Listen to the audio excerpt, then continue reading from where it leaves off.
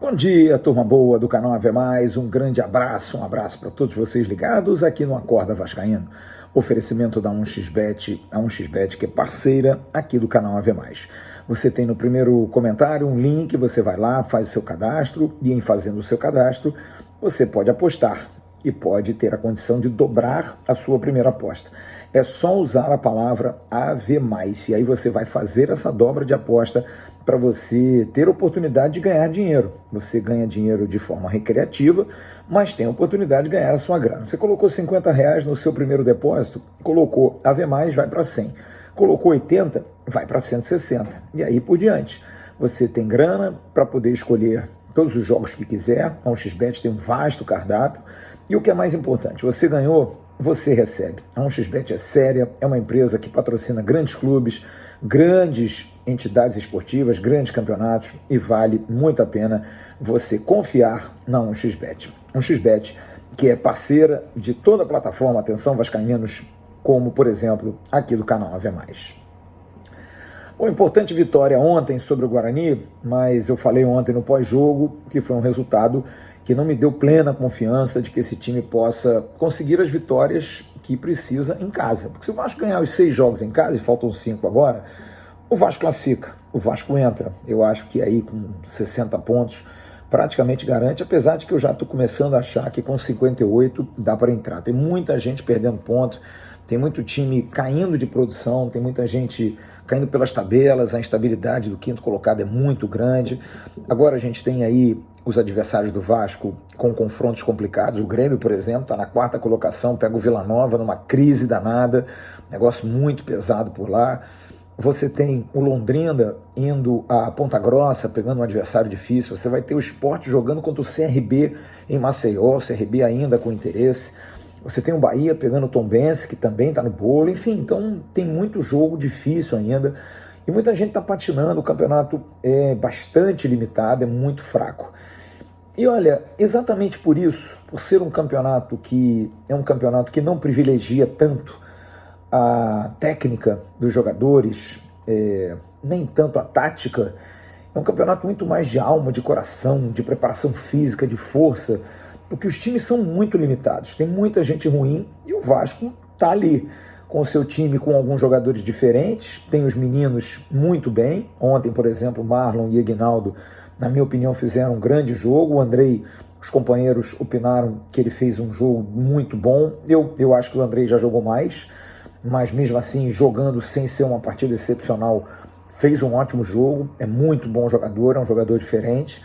Tem alguns jogadores muito esforçados que não dá para você não elogiar, como por exemplo Yuri Lara, o próprio Anderson Conceição, que fazia um bom jogo ontem, acabou fazendo um gol contra e foi muito infeliz. O goleiro Thiago Rodrigues, que fez excelentes defesas ontem. Você tem Nenê e Alex Teixeira, mais veteranos, que sofrem aí com o acaso da carreira, principalmente o Nenê. O Alex ainda é jovem, tem 32 anos e está precisando melhorar essa condição física. E alguns jogadores que, por exemplo, as laterais do Vasco são muito fracas. Talvez a posição mais carente que o Vasco tenha já há algum tempo, né? Mas nessa temporada está gritando muito. O Léo Matos já com 36 anos, o próprio Edmar com 36 anos, nunca foi um jogador excepcional. Você tem o Matheus Ribeiro, que veio muito fraco, o Paulo Vitor muito menino ainda, enfim. Mas eu vejo um campeonato em que a questão de ambiente, de força, de grupo, isso pode pesar muito numa reta final. Quem tem um grupo unido, um grupo sem vaidades, por exemplo, os outros clubes, a gente tem informações do Sul, que lá no Grêmio a fogueira de vaidades é muito grande, num grupo que tem Jeromel, que tem Diego Souza, que tem Edilson, que tem agora Lucas Leiva, jogadores que são grandes e que têm grandes salários. Isso tudo pesa numa hora. E aí tem os meninos que às vezes são tratados de uma forma meio que ao largo, né? Por serem muito meninos, enfim. Então eu vejo que a questão do grupo unido, da força. E olha, eu ontem senti muito, depois do jogo, vendo a entrevista do Emílio Faro e conversando com pessoas nos bastidores, que é capaz do Emílio ficar para o jogo de sábado. E eu vou, assim, daqui a pouco, até no Bom Dia Gigante, eu vou estar trazendo essa informação. O ambiente no Vasco é um ambiente diferente do que aconteceu em 2020, principalmente 2021. O ambiente é muito bom. O ambiente no Vasco é um ambiente muito positivo. E isso a gente tem que dar méritos, porque foram escolhidos pelo menos, se não os melhores, e se errou muito. Carlos Brasil errou em muitas contratações, mas pelo menos nós tivemos contratações de homens, gente de caráter. São jogadores que não são os melhores, até porque se fossem os melhores não estariam jogando uma Série B, estariam jogando uma Série A, mas dentre aqueles que têm vontade, muitos entenderam o que é jogar no Vasco. Alguns são vascaínos de coração. Aqui a gente tira o chapéu para o Yuri, que não é um volante excepcional, mas é um volante de importância para uma Série B. O Anderson Conceição, que é um ótimo zagueiro, talvez não para jogar numa Série A, e aí você vê por que ele não jogou no passado no Cuiabá, porque na Série A fica difícil para ele. O Thiago Rodrigues, que nunca rodou num time de Série A, talvez esteja faltando alguma coisa, talvez uma grande oportunidade ou não, já tem mais de 30 anos, mas são jogadores que para a Série B são muito importantes, são jogadores que ajudam demais. Então você ter esse tipo de jogador, você ter talentos jovens que tenham personalidade diferente dos outros jovens que o Vasco teve nos últimos anos, que foram jovens muito promissores na base, mas muito sem personalidade ao subir. O Vasco tem uma geração que sobe agora que demonstra uma diferença. Uma geração com mais personalidade, uma geração menos TikTok, menos dancinha e muito mais trabalho, muito mais sério. Você dificilmente vê o Andrei, o Ignaldo, o próprio Marlon postando coisas, né? Eles estão sempre preocupados em postar alguma coisa de trabalho, alguma coisa que eles façam no dia a dia, e não dancinhas e brincadeirinhas, que enfim, é de cada um faz o que quiser. Mas de qualquer forma, a gente vê uma geração jovem mais forte de cabeça, mais forte mental, o que não aconteceu nos anos anteriores, quando os jovens tiveram oportunidade, mas não tiveram condição de sustentar a pressão.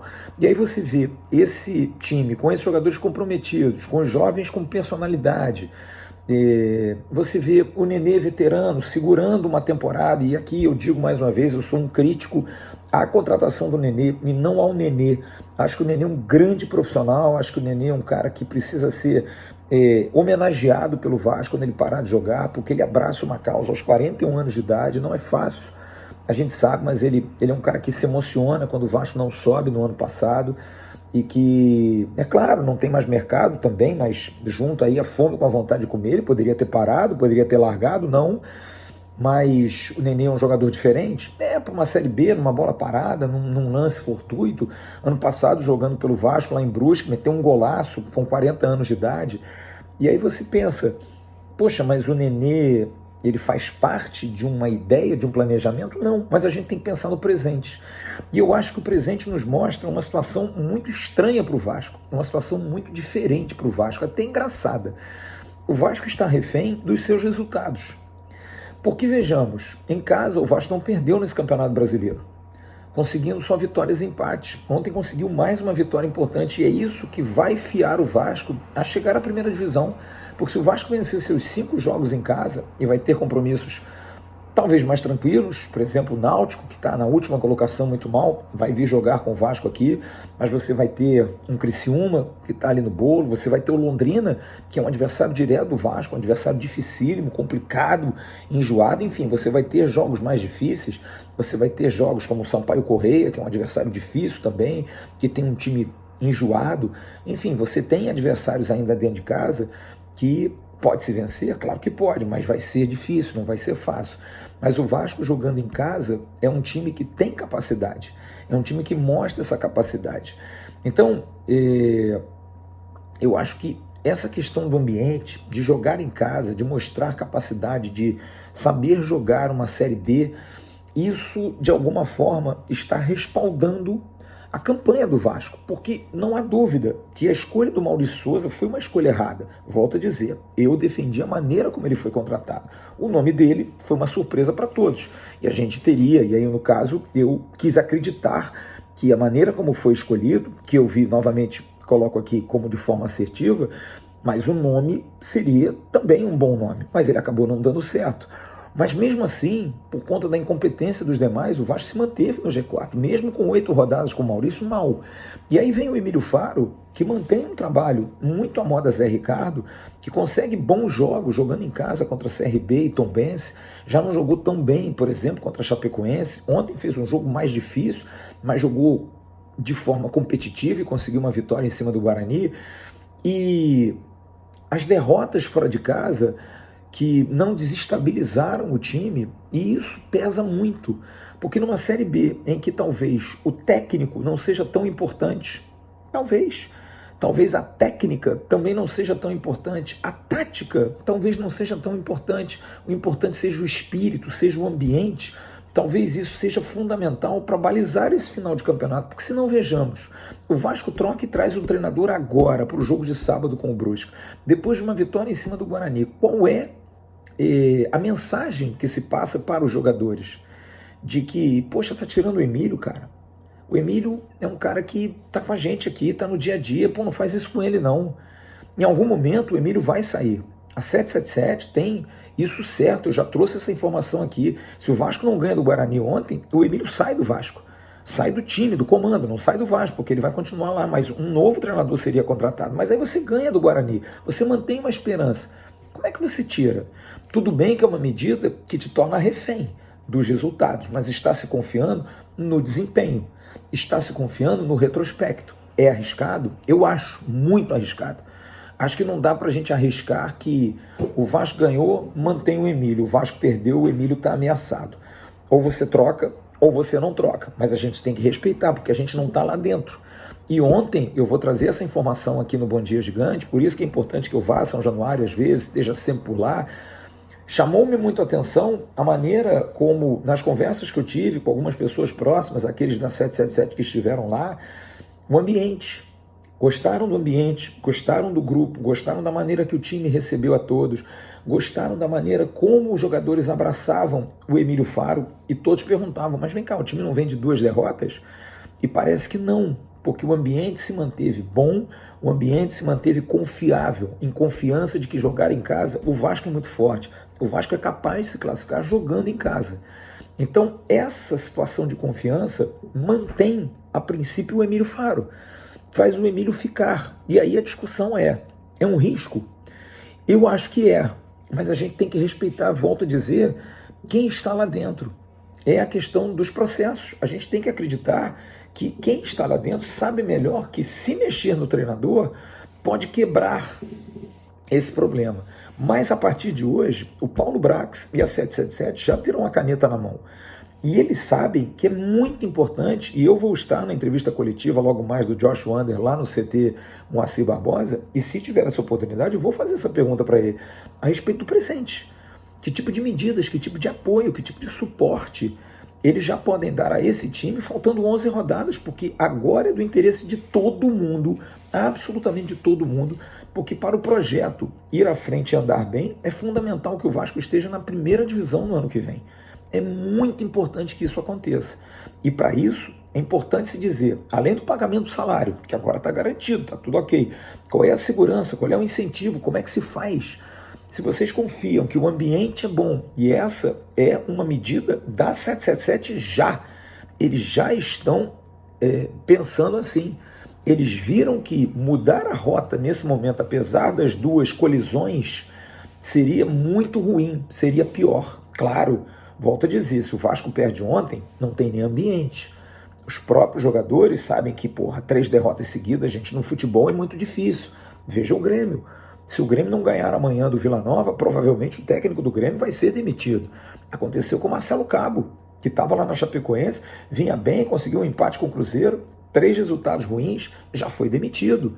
O futebol, infelizmente, é assim. Sempre o treinador é o primeiro a ter a cabeça cortada. Então, o Emílio Faro se mantém, mas a minha dúvida é, essa instabilidade, como é que vai ser? De que maneira a 777 pode garantir que o time, por exemplo, não vai perder pontos mais fora de casa? Qual é a certeza que esse time não vai tremer fora de casa como vem tremendo? Qual é a mentalidade que vai se dar? Será que vai vir um grande coach? Será que vai vir um guru que vai falar para os jogadores, que vai mostrar qual é a confiança? Ou mantendo o Emílio e dando suporte, abraçando o cara, você dá aos jogadores a certeza do seguinte: porra, gente, os caras apostaram no Emílio, vamos fazer isso. O Emílio é um cara bacana, porque eu já falei isso aqui. O Emílio, como gestor de grupo, é um cara excepcional. Talvez não seja o melhor dos treinadores, mas nesse momento, ser treinador é o de menos. O importante é ser gestor de grupo. Daqui a pouco eu estou no Bom Dia Gigante, lá com o Emerson Rocha. Grande abraço, fiquem bem, bom dia, tchau.